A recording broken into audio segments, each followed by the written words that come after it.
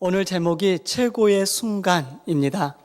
나의 인생 가운데 최고의 순간은 언제일까 떠올려 보니 약 10여 년 전 한여름 8월 달이었습니다. 진통 약 20여 시간 만에 태어난 첫 아기와의 대면, 그 만남이 저에게 있어서는 제 인생의 최고의 순간이었습니다. 생명의 탄생, 그것도 아빠와 아들로서의 첫 만남은 말로 표현할 수 없는 감동이었습니다. 제 인생의 최고의 순간이었습니다. 최근에 장례식장을 여러 번 가게 되는데 장례 예배 가운데 예전에는 슬픈 마음이 컸었습니다. 그런데 최근에는 예수님을 믿고 별세하신 그런 가정 가운데 예배를 드릴 때면 마음의 슬픈 마음보다는 하나님께서 정말 이 돌아가신 고인을 천국에서 맞이하는데 천사들은 천사 나팔을 불면서 기쁨으로 환영하고 수고하였다 내 아들아, 수고하였다 내 딸아 하며 주님께서 맞이하며 잔치를 벌릴 것을 생각하니까 오히려 훨씬 더 기쁜 마음이 속에서 이렇게 우러나오는 것을 느꼈습니다. 그래서 저는 제가 예배를 인도하게 되면 유가족들에게 부탁을 드립니다. 예수님을 잘 믿고 하나님의 자녀가 되십시오. 우리도 언젠가는 죽게 될 터인데 죽으면은 바로 고인을 만날 수 있게 됩니다. 주님 안에서 왕노릇하게 될 것입니다. 그곳에서 기쁨으로 고인을 만나야 되지 않겠습니까? 라고 말씀을 드립니다. 죽음 너머의 최고의 순간, 개인적으로 죽으면 하나님 나라에 입성하고 주님을 만나는 순간이 잔치의 역사를 우리들이 믿음의 눈으로 바라볼 수 있어야 합니다. 그런데 믿음 생활하면서 주님의 약속을 붙잡고 신앙생활하는 우리들에게 주님은 최고의 순간을 약속하셨습니다. 우리 개개인의 최고의 순간이 다 다르겠지만 그 개인의 최고의 순간을 뛰어넘을 만한 온 인류의 최고의 순간을 주님께서 약속하셨습니다. 그 최고의 순간이 무엇일까요? 알파와 오메가여, 처음과 마지막이요 시작과 마침이 되시며 만왕의 왕이시요 만주의 주이신 주님께서 이 세상에 다시 오시는 날입니다. 천군 천사들이 나팔을 불고 예수님을 뒤를 따라 하늘에서 내려옵니다. 하늘에 있는 군대들이 희고 깨끗한 세마포를 입고 백마를 타고 그를 따른다고 계시록에 말씀합니다. 그리고 주님께서 한마디 하십니다. 재림하시고 하실 때 그 능력은 말씀으로 이 세상을 창조하실 때 발휘하셨던 것보다 더 큰 힘으로 땅을 진동하게 만듭니다. 경외감이 드는 그 한마디 말씀이 하늘과 땅을 가로질러 질주합니다. 그 한마디의 말씀이 무엇일까요? 바로 이것입니다. 일어나라! 일어나라! 주님의 부르심입니다. 무덤이 갈라집니다. 죽은 자들이 일어납니다. 땅을 가르고 나온 인간들은 불멸의 옷을 입고 있습니다. 그리고 구속을 받은 이 땅의 수많은 성도들이 화려한 수정처럼 빛나는 성도들이 하늘로 올라갑니다. 재림하신 주님을 만나는 거죠. 마침내 성도들은 빛의 옷을 입습니다. 영광스러운 몸을 받게 됩니다. 육체는 영광으로 변합니다. 하나님의 의라는 밝은 옷을 입은 성도들은 불타오르는 수많은 혜성들처럼 땅에서부터 올라가 주님을 맞이하게 됩니다. 오직 주님을 향하여 올라가죠. 천사들의 함성, 물밀듯 하늘로 올라가는 사람들의 가슴에서 터져 나오는 환희와 기쁨의 외침의 소리가 섞입니다. 그리고 거룩한 하나님의 백성들과 천군 천사들이 다 모여서 한 곳에 모여서 재림하시는 주님을 앞에 엎드려 경배하고 주님을 찬양합니다. 이 순간이 세상 그 어떤 순간보다도 가장 멋지고 장엄하고 우리 평생에 잊지 못할 온 인류의 역사 가운데 가장 위대한 날 최고의 순간이 될 것입니다. 이것이 재림입니다. 재림하시면 이 땅과 세상, 곧 하늘과 땅이 녹아져 없어집니다. 하늘의 군대는 사탄과 그를 따르는 무리들을 결박하고 불과 유황못에 던져버립니다. 불못은 마치 살아있는 것처럼 불길과 연기를 내뿜으며 이 저주받은 자들을 맞이합니다. 이게 재림입니다. 온 인류 역사상 가장 위대하고 최고의 순간이 펼쳐집니다. 그리고 이제 하나님의 백성들이, 거룩한 성 새 예루살렘이 하늘로부터, 하나님으로부터 내려오고, 모든 성도들은 신부와 같이, 준비된 신부와 같이 신랑을 맞이하며 그곳으로 이제 입성하게 될 터입니다. 그것은 성경에 이렇게 표현합니다. 그 준비한 것이 신부가 남편을 위하여 단장한 것 같다. 그 성은 하나님의 영광으로 가득합니다.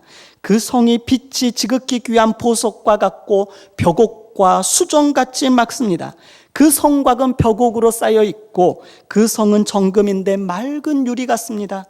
그 12문은 12진주이고 성의 길은 맑은 유리 같은 정금입니다. 그곳은 다시는 저주가 없습니다. 등불과 햇빛이 쓸데없습니다. 왜냐하면 하나님이 그들에게 비추는 빛이 워낙 강하기에 거기에 빛이 따로 있을 필요가 없습니다. 사랑하는 강서 가족 여러분, 최고의 순간은 곧 오게 될 것입니다. 상상만 해도 가슴 벅차오르지 않습니까? 주님께서 오늘 말씀합니다.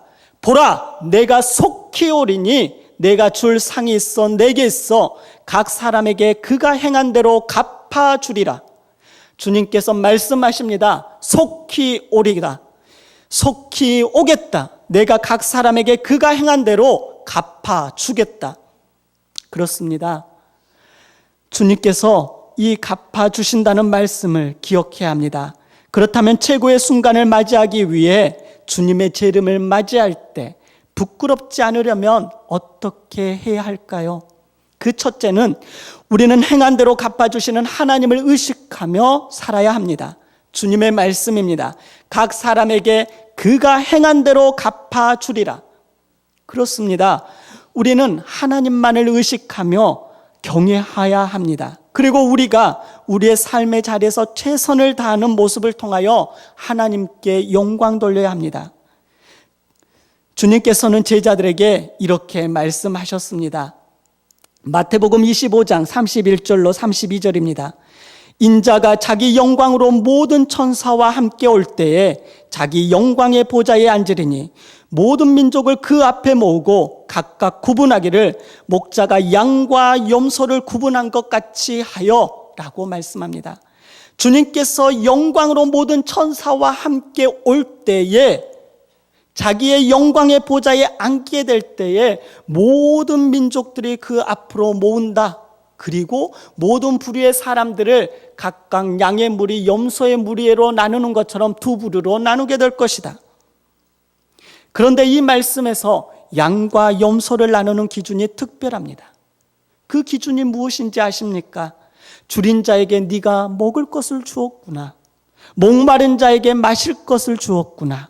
나그네를 영접하였어. 잘했다. 헐벗은 자에게 옷을 입혔구나. 병든 자를 돌아보았고 감옥에 갇힌 사람들에게 가서 돌아보았구나.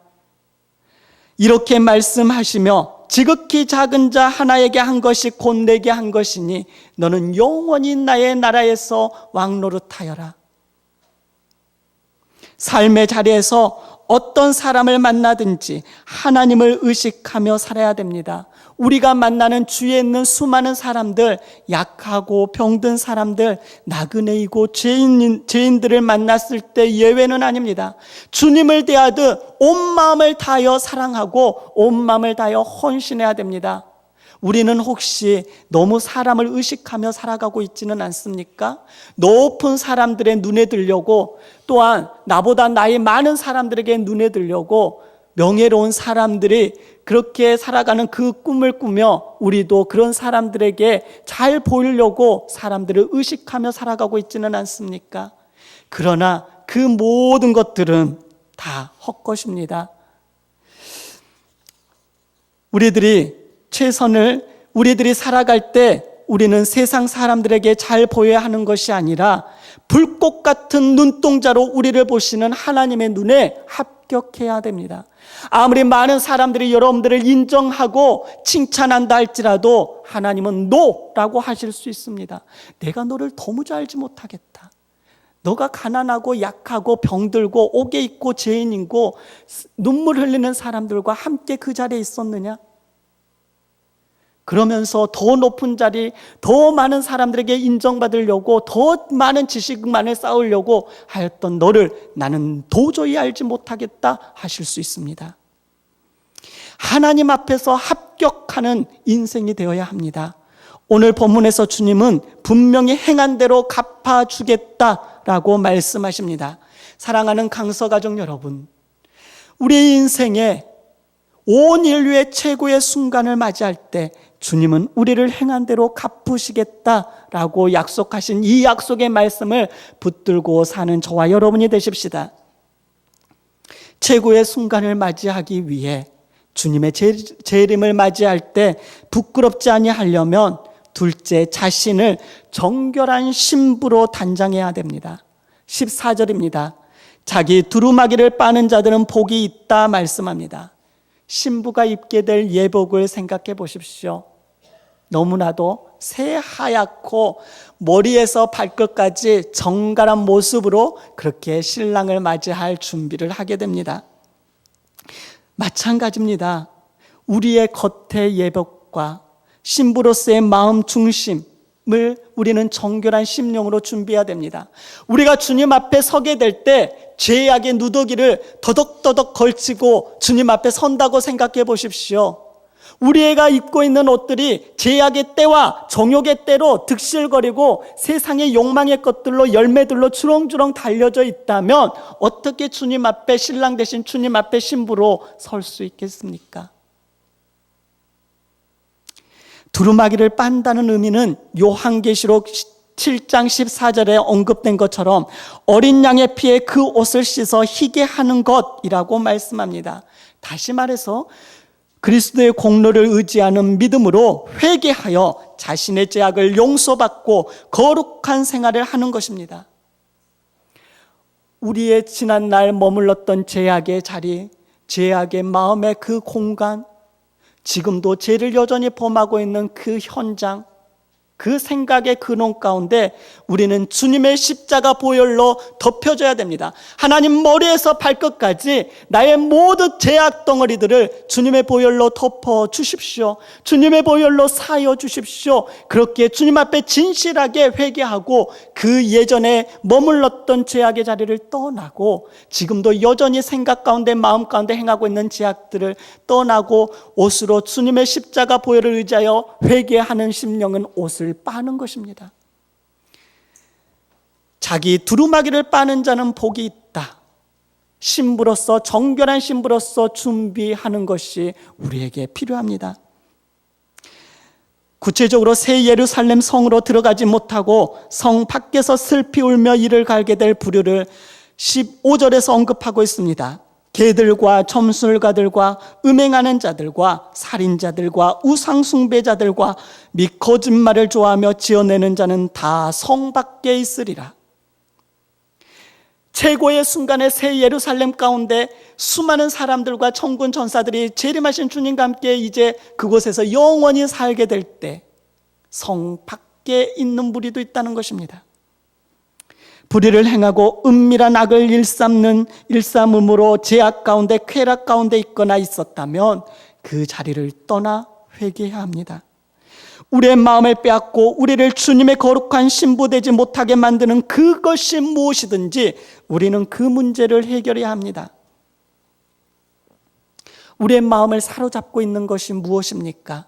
하나님을 잘 믿는 신실한 일꾼이 미국으로 유학을 떠났습니다. 신학생이 되었습니다. 그곳에서 이제 잠을 이렇게 청하게 되는데 새벽 1시에 친구로부터 전화가 왔습니다. 나 좀 만나줘. 꼭 만나야 돼. 오늘 꼭 만나야 돼. 야, 새벽 1시인데 지금 꼭 전화를 하고 만나야 되냐? 그러나 너무 간곡한 부탁에 친구를 만났습니다. 그런데 그는 쭈삣쭈삣 말을 않고 있다가 한참 만에 나 사랑에 빠졌어. 네 사랑에 빠졌는데 이 새벽 1시에 왜 불러내냐? 아니야, 나 실은 중독이 있어. 중독이라는 그 말에 문제가 심각함을 깨달았습니다. 무슨 중독인데? 물어보자 그 친구는 조용히 주위를 살펴보더니 인터넷 포르노 중독이야. 신대원생인데 인터넷 포르노 중독이야 라고 고백을 합니다. 그러면서 이렇게 말을 이어갑니다. 아주 사랑스럽고 귀하고 순결한 여인을 만났어. 그런데 나같이 더럽고 음란한 것이 어떻게 그런 여인에게 사랑합니다, 교제해 주세요, 결혼해 주세요 라고 말할 수 있을까? 도무지 자신이 없어. 그럼 목사님하고 상담해 보니 그냥 끊으래. 근데 쉽지 않아. 이 친구도 어떻게 해줄 수 없어서 그래, 너를 위해서 내가 기도할게. 너를 위해서 꼭 내가 기도하마. 그런데 다음 날 그 친구는 존경하는 교수님을 찾아가 다 털어놓고 이야기를 했습니다. 교수님은 이 친구의 말을 듣고 이렇게 말씀하셨답니다. 너 그거 끊으려고 하지 마라. 끊어야지, 똑바로 살아야지, 열심히 살아야지 하는 만큼 너는 이미 결박당했기에 헤어나올 수 없어. 네 모든 생각과 관심이 다 거기에 있어. 그리고 그렇게 다짐해서 끊어줘도 문제야. 언젠가는 다시 중독이 될 수 있다는 요지입니다. 교수님, 그러면 저는 어떻게 하면 좋을까요? 물었습니다. 네가 사랑하기를 원하는 그 여인을 마음을 다하여서 사랑해 주어라. 그 여인은 사랑할 수 있잖아? 그녀를 위해 편지를 쓰고 돈을 모아서 꽃다발과 선물을 사주고 노래를 만들어 연주도 해줘. 마음을 다해서 한번 사랑해 줘봐. 그렇게 하자 중독이 사라졌다는 이야기입니다. 그렇습니다. 해답은 여기에 있습니다. 자기가 정말 사랑하는 것을 온 신경과 온 마음과 온 물질을 다하여 그것에 집중하고 계속 사랑하게 되면 다른 것들을 생각할 틈이 없습니다. 우리도 마찬가지입니다. 우리를 사로잡고 있는 우리의 거룩한 신랑 되시는 주님 아닌 다른 것들이 내 마음을 사로잡고 있다면 우리의 신랑 되시는 주님을 더욱더 바라보아야 합니다. 신랑 되시는 주님을 미치도록 사랑해야 합니다. 내 마음속에 가득 주님의 그 사랑이 흘러 들어오고 주님의 말씀이 내 안에 머물고 주님에 대한 사랑의 고백과 주님과 어떻게 하면 친밀해질 수 있을까를 고민하고 주님께 나아간다면 죄악과 그 다른 어떤 것들이 우리의 심령을 사로잡지 못하게 된다는 것입니다. 사랑하는 강서가족 여러분, 우리를 사로잡고 있는 그 제약된 습관들을 해결하기를 원한다면 하나님을 더욱 사랑하십시오. 미치도록 주님을 사랑하시면 됩니다. 그렇게 주님의 보혈을 의지하여서 자기의 잘못을 행실들을 회개할 때 두루마기를 빠는 자들이라고 말씀합니다.